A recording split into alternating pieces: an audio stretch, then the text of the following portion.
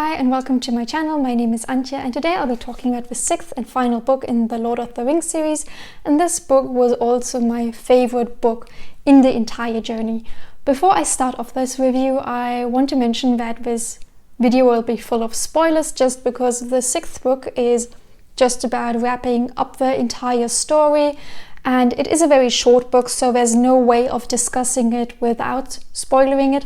So if you don't want to know how the journey of Frodo, Sam and the rest of the Fellowship ends, I am sad to say that this video is not the right video for you. But let's get into the story.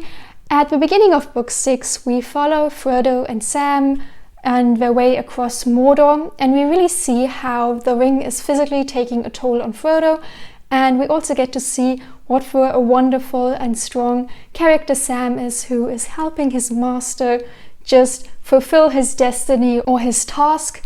At the North Gate, we see how Aragorn and co are fighting the battle and win the battle, and together all the companions at the end travel back to Gondor, where Aragorn is crowned king. After this, the Fellowship disperses and the hobbits return back to the Shire, where they then see that the darkness and the war that was taking place in the east also had influenced their home and changed the Shire forever, and that their journey of bringing back good to Middle-earth didn't end at the gates of Mordor.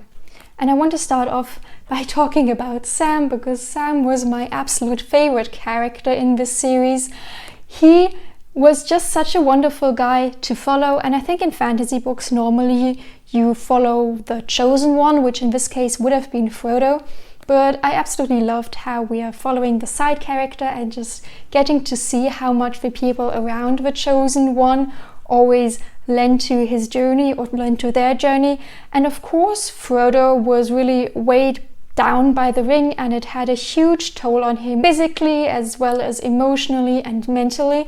But I just want to say that Sam was the real MVP. Sam was the one making the plans and making sure he and Frodo were safe, and literally carrying Frodo through the last leg of the journey to make sure that the ring reached Mount Doom. And he didn't do this to play up his role in the journey or get fame afterwards. He really just did it because he thought it was his job to help his master and to help Middle-earth get rid of Sauron, and he never really got cocky or anything else. And just seeing Sam's character in the books made me so emotional, because in the films Sam's character isn't really done justice. Not that it is the fault of a film. It's very difficult to portray such a loving and innocent character, and just being able to find out more about him and get to know him better was such a nice feeling. And I really enjoyed every page we spent with Sam, especially in this book and back in the fourth, where we had more of him. But next to Sam and Frodo and Sam's journey, I also really liked the power we saw of the ring shortly before it was thrown into Mount Doom, when Frodo doesn't want to give it up and actually puts it on to bring it away, or to bring it to Sauron probably. And up to this point we had only really seen the toll the ring had taken on Gollum and on Bilbo. We never really saw it have so much power on Frodo, and this was just this grand finale of showing just how powerful the ring was, and next to the physical toll, how it had mentally just destroyed Frodo completely. And I thought it was great to see how the ring put up a fight towards the end, and we got to see just how powerful it was, and that it wasn't just this random artifact but really had to be destroyed, because I think that kind of got lost in between. What I didn't really enjoy about the whole Mordor setup was the eagles. I don't really get why Tolkien created the eagles, because we met them already in The Hobbit, where they came twice to save the day, and I think they also mention that they don't want to be involved in the troubles of men, dwarves and so on, and that they want to be pretty neutral. But then in The Lord of the Rings, they once save Gandalf from Isengard, then when he dies after fighting the Balrog in Moria, and now they also turn up in the battle to help win the battle, and then they save Frodo and Sam's lives, and it just seems so super convenient. And they don't fit to this complex plot or world that Tolkien created, where he takes the eagles whenever a situation doesn't look like it can turn out well and has them fly in and save the day. And on YouTube there's this video series called How It Should Have Ended, and they have a video about the Lord of the Rings and how the eagles could have just taken Frodo from Rivendell to Mount Doom, where he could have just dropped the ring in without everything that happened in between. And while this solution would have been oversimplistic, I kind of get the point they're making, because the eagles really, they seem overpowerful and have a solution for everything.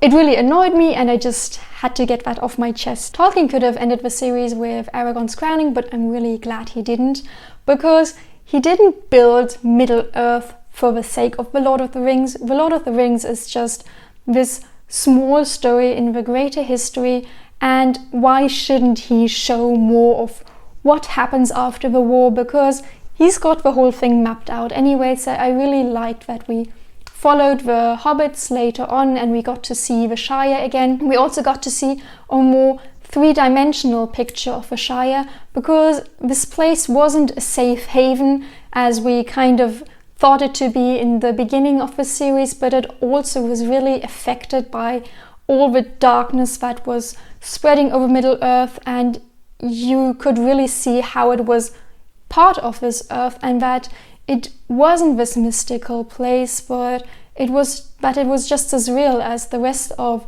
the world. And by going back and facing the troubles there, we could see how the four hobbits had grown, and we also in general got to see a completely different picture of hobbits who up to this point were kind of shown as this bumbling species that was only interested in eating and drinking and having fun.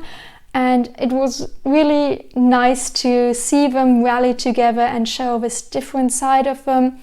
And it just showed how Tolkien had this three-dimensional world from page 1 until the end. And I personally thought the ending was very well-rounded. It didn't leave any questions open, and it felt very real, like just one chapter was ending, but that Middle-earth was still continuing on.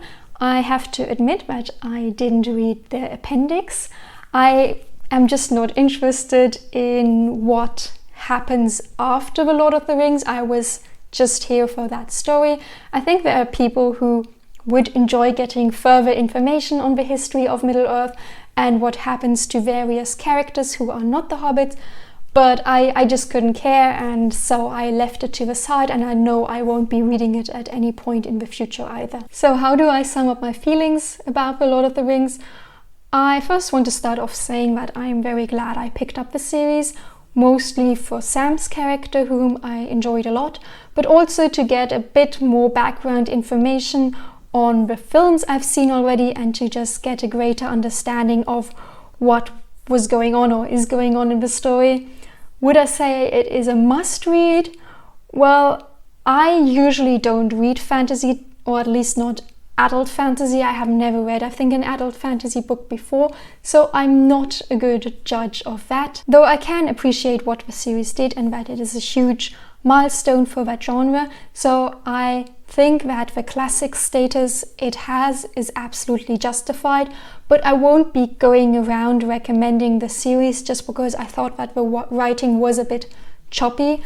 And I think for people who don't have a lot of experience in this genre or don't enjoy the songs, the big historical background information, and are bad when it comes to visualizing content or imagining or seeing before your mind's eyes how geography and sense of direction plays out, this book would not be right. But I think for people who have experience with epic fantasies it might be interesting, but as I said, I don't have any experience with that, so it is difficult to say. So yeah, that was my experience reading The Lord of the Rings.